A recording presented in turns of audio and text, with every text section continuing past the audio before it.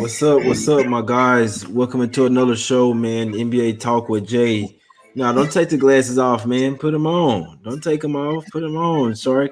We here, man. We here. Win, lose, or draw. We here, man. Not necessarily a good day for me yesterday. Had the Raptors some, but the plays that I had, they lost, man. I lost Cheddar yesterday. Got to come back today. We're coming back today. Let's do it. You know what I'm saying? What's up, man? I'm your host, Jay Money. That's my guy, Shark. Over there, my co-host. What's up, my guy? What you got? What we doing? You all Oh, man. right? We were saying it yesterday. We got so much going on here. We got March Madness, and everybody's glued to their couch. I know Old Man Betts, my brother, is sitting in New York City hanging out at a bar drinking a dirty martini. I'm doing nothing like that. I'm drinking water, and I'm capping basketball to the best of my ability. And, of course, we have 5 games here on the card today. This is a little bit of a reprieve from yesterday. I think we were just saying, well, you have 12 games. It's hard to look at every game in immense detail. Second of all, it's hard to advise anybody correctly because there's just so many evenly graded spots. If we went down the list and somebody was like, give me 20 plays, we'd probably come out like, 68%. We zone in. Unfortunately, we get backdoored again. The fourth quarter melts this week have been utterly ridiculous. And we're hoping to turn a new page today. Jay, what's going on? Yeah, chilling, man. Keep chilling. Coming off a little subpar day yesterday, man. It's all right though. It's still bad. Still here. You know what I'm saying? We ain't hiding from nowhere. Still going on live. All that, man. All that. Still got to bring the energy. But we're gonna hop right into it, man. We're gonna hop right into it. It's an early game today, so we're just trying to get this out here. Obviously, so I got to do the SBR show. So do the SBR show. Give you guys a little break. Give me a little break, and then come on, do this one. We got an early game today, man. This is what we're here for. This is what me and my guy is here for. If it wasn't for this game, you see what I'm saying? This is the game of the day, man. It's the game of the day. We got the Hawks versus the Lakers here. Early start, 2:40. Super early in, you know what I'm saying, for the Lakers over there. They're used to playing super late. So we got a Laker early game. Shark, one thing I can ask you, have you looked, because I didn't, do you know how the Lakers play in these early games? No, I don't. Well? That was one peripheral point I did not look at. And similar to yesterday where you made the point about Chicago traveling poorly to altitude, I don't know if it necessarily applies this season. I think the no fans take a lot of the environmental aspects out of the stadium, and I did not look at that. But continue on that point. Gotcha. Yeah, no, and honestly, I didn't either. I didn't look at, but it was one of those things that I noticed. I'm like, hold on, this is an early game too, man. It's just, I think that it bodes well for the Hawks, in my opinion. Like, I think that goes against the Lakers. But yeah, on this game, we got the Lakers here -4. It was at 4.5. It's down to 4 now. I mean, we're liking the Hawks. Obviously, they're on a 7-game winning streak. The Lakers here, they're on a little 4-game winning streak. They've been at the house. It's always a little, and so I just had the Hornets, you know what I'm saying, versus the Lakers. And I still like the Hornets in this spot. You look at it, the Hawks are built a lot. They're a lot better team than the Hornets from top to bottom, a lot deeper team.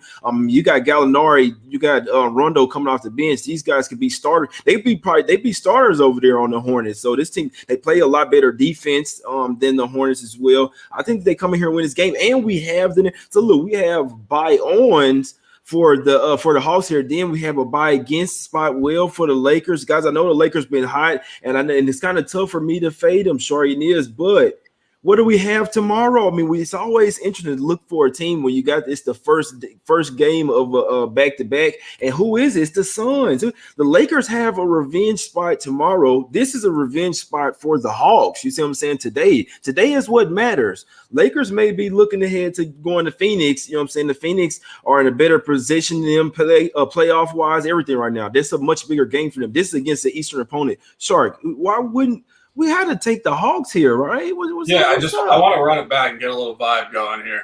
Somebody said no vibes on gambling Twitter. I say, get the hell out of here, bro. We got the buy hat in the building. Oh, I like it. Let's let's do it, my guy. He said we got the buy hat. Even a little hair peeking out from under the brim. You know it's official. Street gambling, Sharky Waters Nation, 9 words of lifestyle. Right away, we get out of the water. It's Saturday, and we were going straight to the streets of Los Angeles. Staples Center, 12:30, as you said, noon.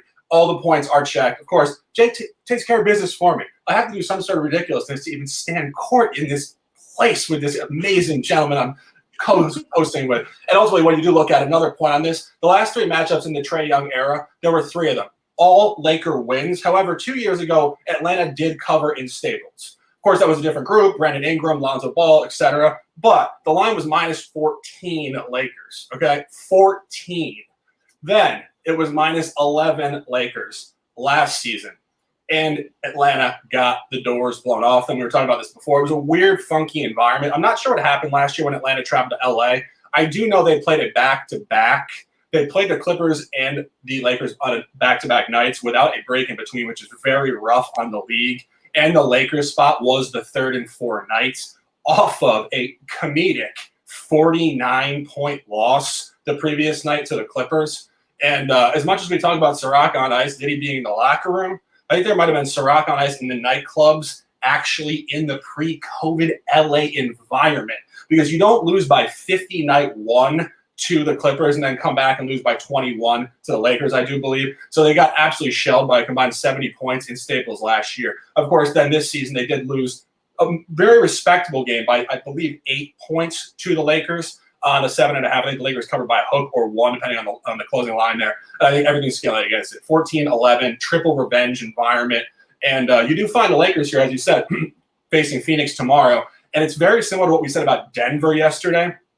Denver had clustered blowouts prior to last night against the bad East teams. And look at what the Lakers have done since the All-Star break. LeBron came out and said, it's on. I was like, all right, LeBron, it's on. All right, well, it's cool. Like, you're good, bro. It's on. But what did he do? He's 4-0 ATS. He covered against the Pacers by a hook, and he blew 2 teams out. So they are 4-0 ATS off the break. It is a total look-ahead spot, triple revenge, and the line scale against it. 3:30 p.m. Eastern Time, 12:30 Pacific. Atlanta +4, play of the day.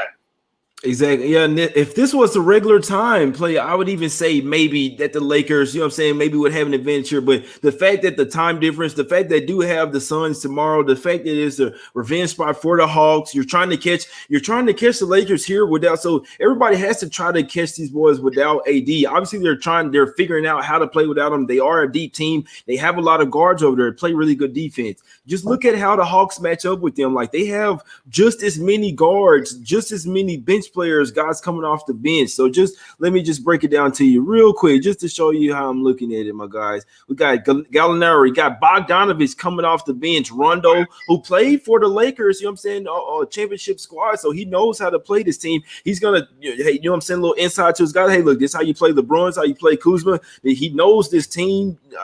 Got Capella coming back, Collins. That's a little, they got a couple of nice bigs that can get whatever they want, in my opinion, down low. Because Gasol's not going to be in here. You're going to have Morris, and you try to have Damian Jones on there. The Hawks have the advantage down low, in my opinion, down in the paint. They can match up with them guards. Their bench is better with Gallinari, Bogdanovich, and Rondo. I'm sorry, it's better than Harold, Kuzma, and Caruso and THC. I know they got Wesley Matthews, but them boys, hey, the Hawks are just as deep. I think this is a pretty even game. Sure, I think this line is low for a reason. I said it to you last night. I said, man, I like the Hawks. I know the Lakers been taking my money, but in all honesty, I really do think this is a spot. Then that was before I looked at it. They got Suns on deck tomorrow. It's a much bigger game for the Lakers. Revenge spot that they're, in my opinion, I think they're going to be looking ahead to the game. The game matters a lot more to them Western Conference matchup than this Eastern Conference team versus the Hawks. So when I look at it like that, all boxes checked. Got to put some on the Hawks here plus the points. Absolutely. And, of course, we're not capping this game just because it's at noon. This really is checking the boxes. And I see the chat. I see you got, LeBron this, the bench, this, and that. It's a bad play. Trust me, we're talking about thousands of NBA plays here. If you scale the numbers like this, you will win. If you take short line favorites because it's too easy, too obvious, they're the better players, you won't win long term. We're not talking about last night. We're not talking about last week or last month. We're talking about if you really come back in 10 years and you see who has the bankroll. Trust us on this analytics. Anyway, let's move forward. We got Sacramento traveling here to Philadelphia tonight. Any comments on this one? No, not many on this one, my guy. I must say we could lead us on. I mean, I lean Philly here. I know that the Kings, in theory, so they got third game in 4 nights all on the road or whatever, back-to-back spot. I lean the 76ers here. You just wonder, so what? They're coming off their loss versus the Bucks, right? The overtime loss. In theory, I would be looking for Philly to smash here. It's not something that I'm super strong on. Yeah, maybe look for somebody in the chat just say Sixers second half prags. Yeah, I can see Kings maybe giving whatever they have in the first half, and then the 76ers, in my opinion, should take advantage of the fatigue in the second half. What you think about that? Yeah, this is tough for me. Unfortunately, I was looking at the previous game. It was a 4.5. Philly did win 119-111, but it was your classic Sacramento Kings basketball game. And last night was not a typical Sacramento Kings basketball game. They were in control for 48 minutes last night, and that was a snapshot to the Celtics being in total disarray across the board. And, of course, I missed that one, but I'll take that in the chin all day. But Sacramento usually plays in and out of quarters. The runs are real. And if you look at the previous game, Philly came out and blew the doors off them. And then what happened in the second quarter? Sacramento blew the doors off them. And then Philly won the fourth quarter by over 10 points and covered the game. And I think you're going to see a similar flow here tonight. I'm not sure exactly where Philly's inspiration is. They are off a loss, of course. That was a horrendous melt to the Milwaukee Bucks. But, of course, the other side of the aisle is just difficult. It's a 3rd and 4. It's a road back-to-back, off 2 wins. And one snapshot point here, when Sacramento kind of got their act together, like 6 or 7 games ago, they beat Detroit on the road. They covered by 1 point. And ever since then, they've been pretty, solid, if you want to give them that, against the spread. But really, if you look at the environments, they're 1 or 2 buckets against the number almost every single game. And this is the unfortunate point. I think Philly wins the game. I just hate the number 7. I think it's a hover zone point. I just don't entirely see Philly having the motivation to really just blow them out by 10, 20 points here tonight. It's just a sharp number for me. Gotcha. Yeah, so it's down. It's actually come down. It said 6.5 a couple places, but actually pretty much -6 across the board. It's actually coming down. They like it. Hey, D Rivers top place. Say he like the Lakers -4. My God, I'd be surprised. So we'll see, my guys. We'll see. Hey, the Lakers, they have been hot. Competition is real, huh? Yeah, they have been hot, man. Let's get to the next one, though. It's only 5 games on the card. Let's get to this next one, man. Revenge spot for the Grizzlies. I did tell my guy Sharky last night, I can't get away from what I be doing. These are the same spots we're going with. Like he says, over time, these spots are, they win more times than not. So you got the Grizzlies here. It is revenge. Steph shouldn't be in this game, in my opinion. He is doubtful. He's doubtful. I think I saw Looney out, some more players. It was down to 5.5, up to 6 here. I'd be thinking that the Grizzlies come out here in the first half, possibly full game as well, and cover this one on this revenge spot. Long as Steph can come back, same arena, the favorite losing that game before. You know what I'm saying? So look, back to back, same arena. The favorite lost the game before. We just saw it last night with Phoenix come back, cover the trifecta spot versus the Timberwolves. I don't think Wiggins going off for 40 again. I don't think Jordan Poole's going to score 25 again. What you think about this one, my guy? I agree. I think if you look last night, it was your classic letdown. I call it Sirach on Ice. It's a joke, but it's actually a real thing. When teams sit their best player, the other team does not show up to play. And they were dead from the opening tip. They played one of their worst games of the season across the board. I actually looked at the box score last night, and I think Jay's coughing about that game last night because it was so nauseating for Memphis. But truly, I looked at the box. I'm starting to run out of breath, man. Did the last show. I'm like, damn, man. I'm just talking. I'm like, damn, man. I'm gonna lose my voice. People don't realize when we go on here for 45 straight minutes, if you ask anybody on a regular television to do this, they would fail 10 times in a row. This is really tough shit. We got to get some appreciation on that. And I'm not trying to brag for us. Trust me, go 45 minutes straight. It's dry mouth. It's tough, but we love to fucking do it. And truthfully, when you look at this particular matchup, Memphis was horrendous last night. It was a combination letdown off the Miami win. So, of course, they're coming down off of that. And then you do get the huge letdown off of seeing Steph Curry not in the game. But I did look at the box score last night, and I was like, wait, did they have a full roster? I was like, did Josh sit? Did JV out last minute? Did one of their big secondary players get hurt? What? No, full squad just dead. So I think this really does connect. And actually, if you look at the last 2 or 3 times they played, of course, in this 2021 campaign, the back-to-backs in the same stadium, they did play the Lakers twice in the Grindhouse. And they played 2 representative games. They did not cover the first one, and they covered the second one. They also split with the Clippers. It was not 1, then 2. They actually beat the Clippers first, and then they got blown out by the Clippers. But the point stands here. Against these representative Western squads at home in these back-to-backs, they split. And I think you're going to see a split here tonight. I think the Warriors are not going to back it up. But I think more so than that, Memphis is one of the best buy low, small window teams in the league. We have cashed very well with Memphis this year when they are pissed coming off a bad loss. I am not finalized yet. I'm looking at the numbers and the splits. I want to check it out, but I do think first half, particularly the juice point, because of just how poorly they came out last night. Exactly. Yeah, that's exactly what I was thinking as well. I like the first half a little bit better, man. But what 77 figure says, he liked the Lakers -4 short figure for the Lakers. That's what he says. So hey, we'll see. We'll see, my guys. We'll see. Hey, Grizzlies, they're the Grizzlies -3.5 the first half was what I would be looking at, man. That's what I would be looking at. I'd be looking at a Grizzlies trifecta spot. It's not official, but this revenge spot, like I do think it's going to be a carbon copy of that Suns game, Suns versus Timberwolves we saw yesterday. I really do think so here. So if the Grizzlies come in here and play their best game, they should come out here and smack them boys. I really think so. Let's talk about this next game, man. Only 2 more games. I just only really have a really good angle on this Spurs versus Bucks, to be honest with you. 5 games in 7 nights for the Spurs. You saw them run out of gas last night versus the Cavs in that fourth quarter. I know that the Spurs are a really good team. I know they are. I know they got DeRozan back. I think Lonnie Walker is questionable here. The Spurs play really good.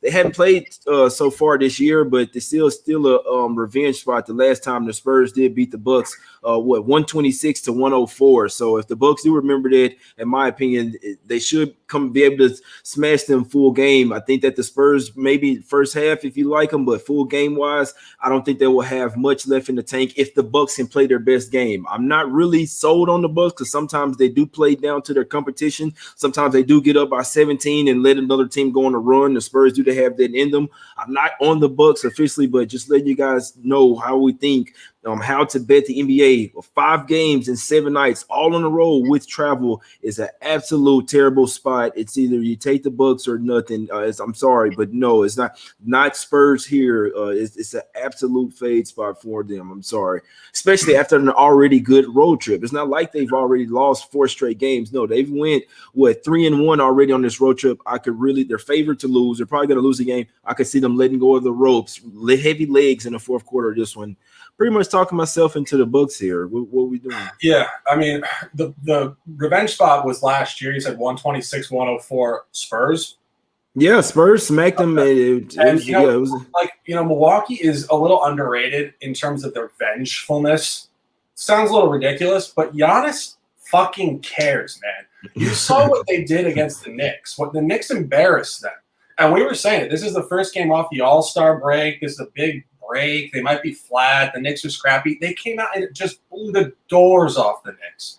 And Giannis does not forget these things. I made the comment going back. I see Spread a Stare in the chat, my man. We were talking about this. Star, what up? We were actually talking about just the language barrier and how when guys can't speak the language for the first couple of years, you don't actually get their personality. And they can't show the emotion because they don't have the language to articulate exactly what they want to say to the guys. And you saw that with Giannis early in his career, and that he's become a lot more fluent. Obviously, he is fluent in English now. You see his personality. This guy is a dog. He's much more than just a great physical specimen as a basketball player. He's really, really competitive, and I love it. I truly love it. When he re-signed with Milwaukee, same idea. He's not going to travel. He's not going to have a super team. Giannis is old school, man. And when you get embarrassed, when you embarrass Giannis, he knows, he remembers. And that being said, flip it to the Spurs. As you said, they've had a good road trip, and they're interesting in these half-to-half splits, right? They came out against Chicago and got absolutely obliterated in the first half. They were down by 20, and then they backdoored Chicago. Last night, they come out and crush Cleveland and melt late. So they're not playing 48 minutes of basketball here. They have spurts, right? So then you have to zoom in tonight, and you say to yourself, okay, so last night they came out super hot and faded. Are they coming out super hot again tonight? And Milwaukee just played by far their worst first half of the season at Philly last game. They were absolutely pathetic. What did they score? 35 total points in the first half. So I think off of that, they're going to really want to come out here and juice it up. Again, not an official play, but I think Milwaukee first half is by far the best look here. Got you. Yeah, and hey, I wouldn't talk anybody out of Milwaukee either. First half, it's just the way I'm looking at it. I think this is one where as far as the game goes on, Milwaukee covered the first half because like I say, I mean, you just have to pay attention to this. The Cavs damn near came back and covered that game. Like the Spurs were laying 5.5. It opened like at 1.5, whatever, went all the way up to like it went to 2.5, then 3.5, 4.5, whatever, then 5.5 with DeRozan playing. They ended up winning that game by 6. So I mean, it was a close one.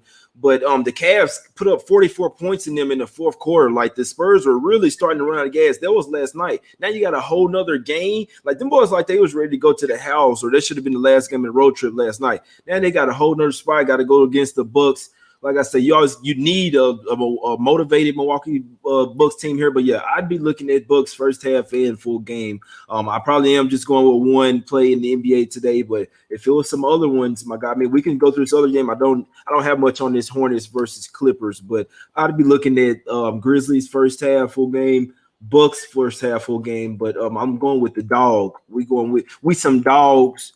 And we, ghost dog OG type of day. You see what I'm saying? We like the line down to 3.5 for a good reason. Oh, yeah. You dig what I'm saying? Down to 3 at Circa. All right, sorry. What's up? What we got? One comment on the late game, Charlotte here. We were just talking about Atlanta. Of course, when they stayed over in LA, they got blown out twice. I don't necessarily see Charlotte competing here. Because you have to look at that environment. It's just an interesting spot. And it's the same thing in New York. When teams play the Knicks and the Nets back-to-back, they're hanging out in New York. There's a lot of things going on. A lot of young guys are exploring. They're distracted. And not only that, when you're playing two really championship caliber teams back-to-back, it's really difficult. And, of course, you get the Clippers, who just got embarrassed by the Mavericks. So Clippers just got embarrassed. Charlotte's hanging out in L.A. for a couple nights. Again, I don't love just absolutely fading Charlotte off of such a bad effort, but I do think there's more lean to the Clippers here. Got you. No, I'm with you on that. But yeah, man, break them off with your official. But we just go for about 25 minutes a day. Break them off. Like I say, if you guys didn't catch the full video, we'll you know what I'm saying, just hit the replay. But hey, we finna break you off with the official plays. Now I know some people just go straight to the end. So Shark, we finna get out of here. What's the official? You're just gonna go with one official? I know it's me. One, the top of the what we're gonna do? Top, like the room service at the Venetian or Circa Sportsbook. I've heard some shady things going on there. I was wondering, there's a little gambling Twitter drama for anybody. What you hear? I don't know. I don't want to drop names, but one of the guys that was dropping NBA plays out there apparently scammed guys out of a lot of money. A little heater started charging, and then he went dark. And it was, if you guys want to look that up, it was actually, I know everybody likes little conspiracy theories in here. It was going back like 3 or 4 months. It was Circa Las Vegas. It was a promo chat. It was actually a subtweeted chat. I was in the group. There was like 20 people on it every day. It was actually it was a huge thing. I'll link you to it later. But that all being said, top play Atlanta. I'm still looking at the line. I'm trying to see if it comes back up to 4. And I'm probably going to play Memphis. I will be posting this, but Memphis and Atlanta top 2 for me. Gotcha. Yeah. In all honesty, Shark, we have to be.